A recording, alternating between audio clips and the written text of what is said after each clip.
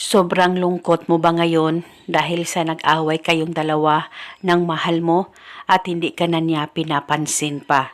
At palagi ka na lang iyak ng iyak sa kakaisip sa kanya dahil sa ikaw na lang palagi ang umiintindi sa kanya. Ngayon, may ituturo ako sa inyo na ritual upang siya na naman ang iiyak sa kakaisip sa iyo pagkatapos mong gawin ang ritual na ito.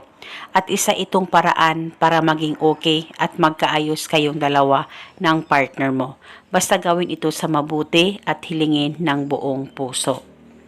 At itong ritual ay pwede gawin sa kahit na anong araw at gawin mo ito bago ka matulog.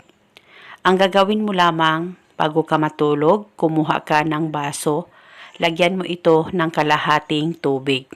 At pagkatapos, kumuha ka ng papel at panulat at isulat sa papel ang kanyang tunay na pangalan at apelido ng 3 beses.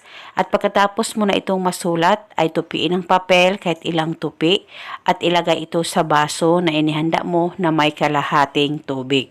At pagkatapos mo na itong malagay, ay kumuha ka ng isang kalamansi, hiwain mo ito at pigain ang kalamansi at ilagay ang katas sa baso na inihanda mo na may tubig at papel.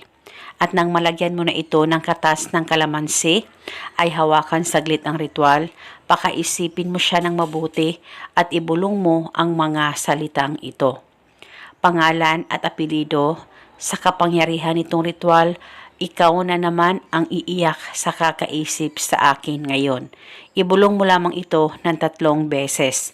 At pagkatapos ay ilagay itong ritual sa ilalim ng kama mo o di kaya sa gilid ng higaan mo o sa ibabaw ng kabinet mo.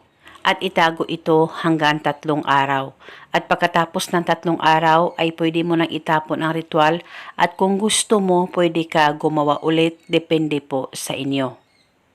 At kung wala kayong kalamansi ay pwede kayo gumamit ng lemon. At eto muna sa ngayon, maraming salamat po sa panonood. May God bless us all.